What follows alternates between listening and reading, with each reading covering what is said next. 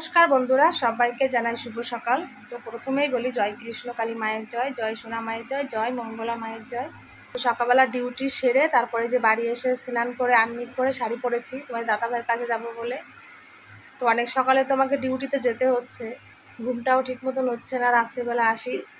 তো এইভাবেই চলছে কদিন ধরে। তো মা আজকে ভাত রান্না করেছে, এই ভাত কটা এখনও খাইনি, খাবো। তারপর খেয়ে তারপরে যে ব্যাগপত্র গুছিয়েছি, এখন ডিউটিতে বেরিয়ে যাবো। আর তোমার দাদাভাইকে ডিম সিদ্ধ খেতে বলেছে, মানে রেগুলার 4টে করে। তো সেই ডিম সিদ্ধ করলাম এখন। আর এই যে সেই ওষুধগুলো রেডি করেছি, এই যে সেই ওষুধ প্যান্টাসা। তো এই ওষুধটাও আজকে নিয়ে যাব ওখানে। আর দাদাভাই কেমন কি আছে এখনও তো ফোন করিনি, জানি না, সেটা ওখানে গেলে বুঝতে পারবো আর কি। তো চলো আমি এখন ফটাফট একটু কটা ভাত খেয়ে তারপরে বেরাবো আর কি। এই যে তোমাদের দাদাভাইয়ের জন্য ডিম সিদ্ধ করেছি এখানে, এটা নিয়ে যাব। আর আজকে আমি কটা ভাত নিয়ে যাব। আর মা এই যে সয়াবিন রান্না করেছে। এই কদিন ধরে দুপুরবেলা না খেয়ে আমার শরীরটাও কাহিল হয়ে গেছে। তো ভাবছি আজকে কটা টিফিন বক্সে ভাত নিয়ে যাব, ওখানে যে আর কি খেয়ে নেবো কটা ভাত। শরীরটাও আমার দিচ্ছে না, খুব কষ্ট হচ্ছে আর কি। আমি এখন কটা সয়াবিন রান্না করেছে মা, ওই সয়াবিনটা দিয়ে খাবো। আর ডিম সিদ্ধ নিয়ে যাবো দাদাভাইয়ের জন্য আর কি। দেখি আমি একটু এখন গুছিয়ে নিই ফটাফট, আবার দেরি হয়ে যাবে অনেক।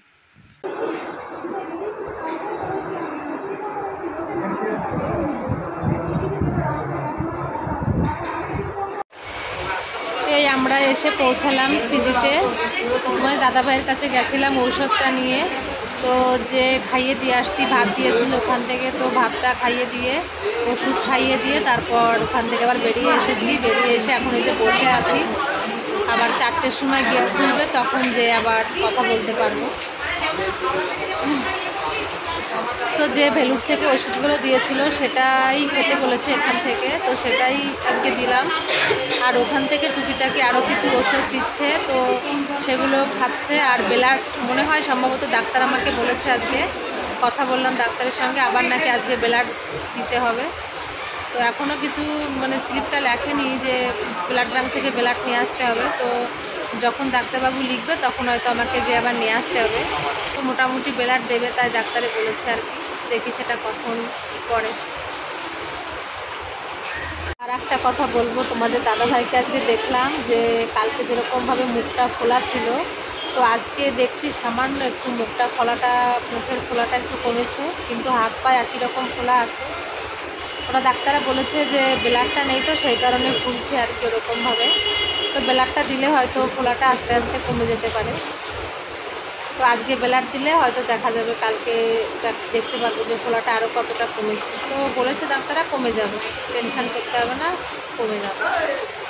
তোমাদের দাদাভাইয়ের কাছে এখন এই যে চলে এসেছি, তোমরা দেখতে পাচ্ছ কতটা পা ফোলা আছে এখন। ওই দেখো মুখটা কমেছে। আর এখন ওই যে বসে আছে বাবু চুপ করে ওখানে। আমি কটা মুড়ি দিয়েছি, একটু বিস্কুট দিয়েছি খেতে, তো সেইগুলোই বসে বসে খাচ্ছে। আর এই দেখো তোমাদের দেখাই ভালো করে, আমি সব মানে ভিডিও করছি অনেক সতর্ক হয়ে, বা নার্সরা দেখলে খুব রাগারাগি করবে। তা যতদূর পারছি মোটামুটি তোমাদের দেখানোর চেষ্টা করছি। দেখো পাগুলো এখনও ফোলা আছে, অনেকটাই ফোলা, যেরকম বাড়িতে ছিল তো সেরকম ফোলাটাই আছে, পরিবর্তন নেই। যাই হোক মুখটা শুধু পরিবর্তন হয়েছে। আর এদিকে একটা স্লিপ লিখে দিয়েছে ডাক্তারে, তো ব্লাড ব্যাঙ্কে যেতে হচ্ছে আমাকে এখন। প্রচণ্ড পরিমাণে বাইরে বৃষ্টি হচ্ছে, তবুও যেতে হচ্ছে এখন ব্লাড ব্যাঙ্কে, ব্লাডটা জমা করতে যাব। তারপর রাত্রেবেলা হয়তো দিতে পারে সম্ভবত। এই এখন বাড়িতে আসলাম, আমি বাড়িতে এসে স্নান করলাম। তো এখন এই যে রান্না করে এসেছি, সকালবেলার ভাত ছিল কটা, আর এখন একটা ডিম ভাজা করব। ডিম ভাজা করে কটা ভাত খেয়ে নেব। আর ডাক্তারে কি বলেছে কি হচ্ছে সেটা আমি ভাত খাওয়ার পরে বলবো, কারণ এখন আর কথা বলতে ইচ্ছা করছে না। ভাত কটা খেয়ে তারপরে তোমাদের পরে বলছি আর কি। তো আজকে বৃষ্টিতে এমন পরিমাণে ভিজেছি, মাথা নাথা পুরো মানে ভিজে গেছে, শাড়ি টাড়ি কতবার শুকাচ্ছে, কতবার ভিজছে। আজকে প্রচুর পরিমাণে বৃষ্টি হয়েছে, পিজিতেও বৃষ্টি হয়েছে, আমাদের এখানেও প্রচুর বৃষ্টি হয়েছে। তারপর আমাদের রাস্তায় আবার জলও উঠে গেছে, বাড়িতে এসে দেখছি এরকম অবস্থা আর কি। তো আমি কটা ভাত খাই, তারপর আবার তোমাদের সঙ্গে কথা বলছি। তো খাওয়া দাওয়া করে শুয়ে পড়েছি। এই যে তোমাদের দাদাভাই যেদিন থেকে হসপিটালে ভর্তি, সেদিন থেকেই মা আর আমি দুজন একসঙ্গে ঘুমোই। আমাদের ঘরে আর কি। তো বাড়িতে আসি, বাড়িতে এসে দেখি ঘরটা পুরো অন্ধকার থাকে, ছেলেটাও বাড়িতে নেই, তোমার দাদাভাই তো হসপিটালে। ঘরের ভিতর সত্যি একদম আসতে মন চায় না, মনে হয় সারাদিনই হসপিটালে থেকে যায়, কিন্তু শরীরটা বড়ই ক্লান্ত লাগে, তো সেই কারণেই বাড়িতে আসা আর কি। তো একটা কথা বলবো যে তোমার দাদাভাইকে তো পিজিতে ভর্তি করেছি, কিন্তু এখনও দাদাভাইয়ের পুরোপুরি ট্রিটমেন্টটা শুরু হয়নি। ট্রিটমেন্টটা শুরু হতে একটু টাইম লাগবে, কেন কি দাদাভাইয়ের একদম ব্লাড নেই। দাদাভাইকে ব্লাডটা দিয়ে একটু সুস্থ করে তারপর ট্রিটমেন্টগুলো শুরু হবে। তো এখনের পর্ব হচ্ছে শুধু ব্লাডগুলো দাদাভাইকে দেওয়া আর কি। তো তোমাদের দাদাভাইকে আজকে আবার ব্লাড দিয়েছে। আমি তো ব্লাড ব্যাংকে জমা করতে গেছিলাম, তারপর জমা করে রেখে এসেছি আমার মানে ভাসুর। তারপর 8টার সময় যে নাকি ব্লাডটা নিয়ে আসছে, এখনও ব্লাডটা দেয়নি। ফোন করেছিলাম, কখন দেবে জানি না। কিন্তু তোমার দাদাভাই আগের থেকে যে ফোলা, মানে যতটা ফোলা ছিল মুখ, শুধু মুখটাই ফোলাটা একটু কমেছে। আর পায়ে, হাতে পায়ে যেরকম ফোলা ছিল সেগুলো কমেনি, শুধু যাই হোক মুখটা একটু বেশ কমেছে ফোলাটা। ডাক্তারে বলেছে যে ওটা আস্তে আস্তে কমবে, ব্লাড যাওয়ার পর আস্তে আস্তে কমবে, ওটা নিয়ে চিন্তা করার কোনো কারণ নেই। তো দেখা যাক কি হয় আর কি। আর এখন আমার খুব কষ্ট হচ্ছে, সারাদিন একটু শুতে পারিনি, তারপর আজকে বৃষ্টিতে প্রচণ্ড পরিমাণে ভিজেছি, মাথাটাও টনটন করছে।